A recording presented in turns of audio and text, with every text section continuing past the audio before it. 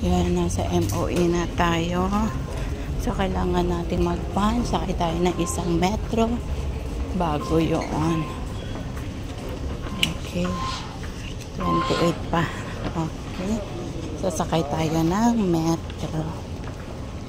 Kung mahirap kasi naghahabol tayo ng time. Na. Kasi nandun na yung naghihintay sa atin. Yan. Lakarin na lang natin yung ano.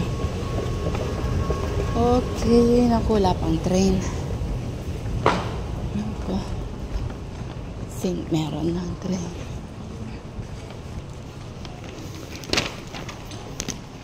Yan. Wala pa. 3 minutes pa yung train bago darating. Yung kaalis niya. Yung train. Yan, dito tayo sa pag may ganyan sa pambabae. Pag wala doon, panlalaki. Okay, so 3 minutes pa. Okay, yan yung train.